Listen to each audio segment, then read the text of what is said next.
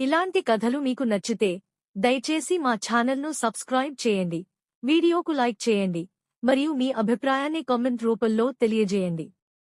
నా అన్వేషణ Anvesh YouTuber versus Garikapati వివాదం గురించి తెలుగులో స్పష్టంగా వివరంగా.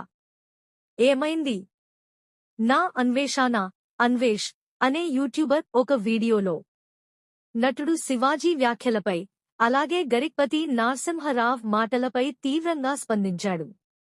ఆ స్పందనలో హిందూ దేవతలు, పురాణ పాత్రలు, భారతీయ సంస్కృతి, మహిళలపై అసభ్యంగా, అవమానకరంగా మాట్లాడాడని ఆరోపణలు వచ్చాయి. ప్రజల ప్రతిస్పందన. ఈ వీడియో వైరల్ కావడంతో భారీ విమర్శలు మొదలయ్యాయి. సోషల్ మీడియాలో బ్యాన్నాన్వేషణ వంటి హ్యాష్ ట్యాగ్లు ట్రెండ్ అయ్యాయి. చాలా తక్కువ సమయంలోనే అతను లక్షల సంఖ్యలో ఫాలోవర్లను కోల్పోయాడు. ప్రజల అభిప్రాయం ప్రకారం మాటలు మత భావాలను దెబ్బతీసేవిగా ఉన్నాయి, మహిళల పట్ల అవమానకరంగా ఉన్నాయని విమర్శించారు.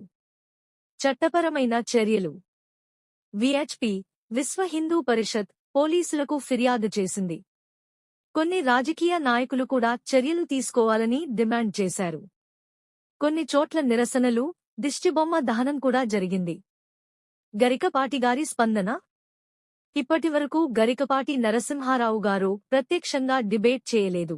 అయితే ఆయన అనుచరులు, అభిమానులు మాత్రం సోషల్ మీడియాలో తీవ్రంగా స్పందించారు.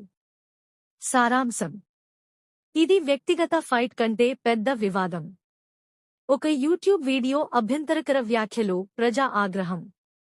మత, సంస్కృతి అంశాలపై మాట్లాడేటప్పుడు బాధ్యత చాలా ముఖ్యం అనే చర్చకు దారితీసింది.